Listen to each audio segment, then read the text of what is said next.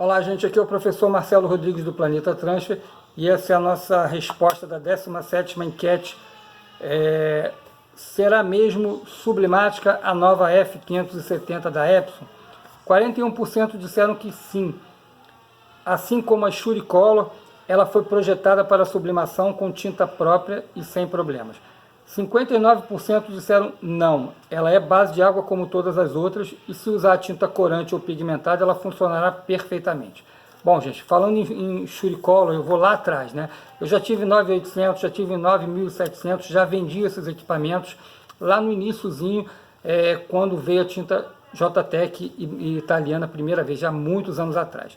Bom, o problema dessas máquinas era, ela tinha um problema de alimentação da tinta. Então, elas tinham cartuchos blindados e quando eles eram trocados por cartuchos que seriam recarregáveis, né, ela tinha entrada de ar. Então, a gente tentava burlar isso botando um J-Feeder, que era tinta vindo de cima, entrando lá no cartucho. Bom, não deu muito certo, entrava ar de qualquer maneira. E o que houve com isso, gente? Muita gente achava que quando dava falha era por limpeza, era entupimento. Dava limpeza, limpeza, limpeza, limpeza, e como eu sempre falo, a limpeza estraga a cabeça e com pouco tempo de uso tinha que trocar uma cabeça pela outra. As cabeças inicialmente eram baratas, custavam R$ 2.500, mas como é sempre a lei da oferta e da procura, teve muita procura, o preço subiu e foi subindo, chegou a R$ 10.000 ou até mais do que isso. Com isso, teve muita gente que tinha várias máquinas dessa, porque comprava uma, ela era barata e rápida, usava durante um tempo, ela quebrava, não comprava a cabeça, deixava ela de lado e comprava outra. Eu tenho um cliente que até hoje, tem 8 máquinas dessas paradas. Então, gente, a Epson fez uma jogada de marketing, ela viu que estavam sendo usadas para isso, eles lançaram uma máquina, a Suricolor F6200, eu acho, próprias para sublimação, próprias, né? Eles se associaram a serem licenciados, né, da Sogwest, que é a dona da tinta, dona da patente, licenciaram em 2013, passaram a produzir tinta sublimática. Desenvolveram durante um ano, mais ou menos. Quando eles acharam que tinham a tinta própria, já lançaram as máquinas com as tintas. Passado alguns anos, né, um tempo grande que eu não sei exatamente qual, eles admitiram que o preto deles nunca foi preto e passaram a ter o preto HDK, mudaram o software e a tinta para todo mundo que tinha impressoras Epson, essas plotterzinhas, passaram a ter que trocar para ter um preto melhor, né?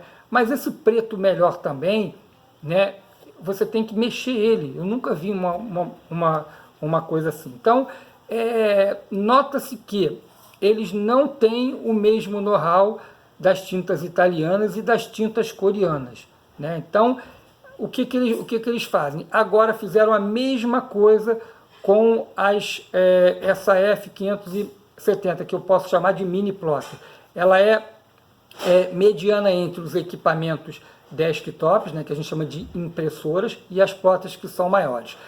Mas eu acho que ela tem pouca largura, né, ela mede 61 mais ou menos, ela deve ter de área útil 59 centímetros, é insuficiente para quem usa, para quem faz abadá, para quem faz coisas maiores, né? Então é um dinheiro que você gasta, mas você não consegue chegar num abadá G de jeito nenhum. Então você tem um equipamento que te limita, já é alguma coisa. Para falar da tinta, a Epson também ou adaptou a tinta que ele já tem para a Suricolor para ser usada para elas, né, que são umas tintas bem caras, né, e eles tentam prender você com garantia estendida e essas coisas todas para que você compre sempre os consumíveis deles. E vamos falar de consumíveis também, um detalhe, né?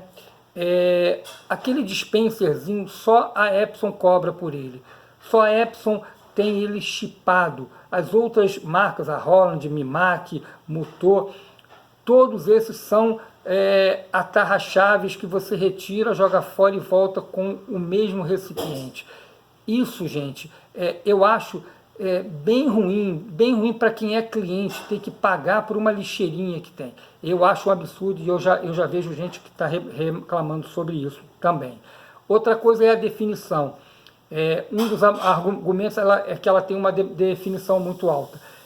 Gente, não é necessário uma definição maior do que 360 por 720. Então, tudo que você tiver a mais do que isso, você vai perder o seu tempo, que fica muito mais lento, e para a sublimação não faz a menor diferença, de jeito nenhum. Eu assino embaixo quanto a isso. Então, são coisas que você acaba comprando como vantagem e não te servem de nada, né?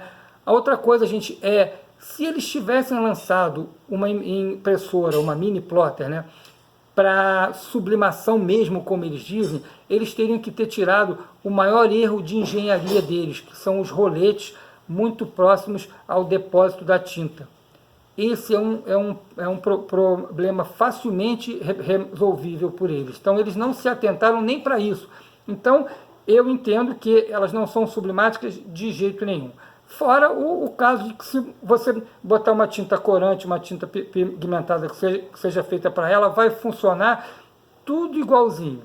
Então, isso é uma jogada de marketing, para que você ache que aí está a sua solução. Solução para os problemas que você tem lá atrás, problemas esses também, porque você tem de usar a tinta errada. Se você usa a tinta certa, os meus clientes todos não tem problema nenhum. Usam L1300, L120, coloração perfeita, não tem problema de rolete, não tem problema de nada. Então, gente, a minha opinião eu não compraria esse equipamento. Tem muitos pontos negativos nele, né? Muita coisa. Eu esperaria um pouco mais para comprar um equipamento de 1,10 m, de 1,30 m, né? Para que faça você ser livre da escravidão de ter que comprar sempre a mesma tinta, de ter um chip para uma coisa, um chip para outra, pagar uma garantia estendida, ter medo da cabeça ficar cara demais. Então, são esses detalhes que quem conhece, quem já viveu isso tudo, tem que alertar para vocês que não sabem dessa coisa toda, de como aconteceu e como deve acontecer daqui para frente. Ok, gente? Obrigado, fica até aí. O próximo vídeo, 18º, a gente ainda vai lançar mais uma enquete. Muito obrigado.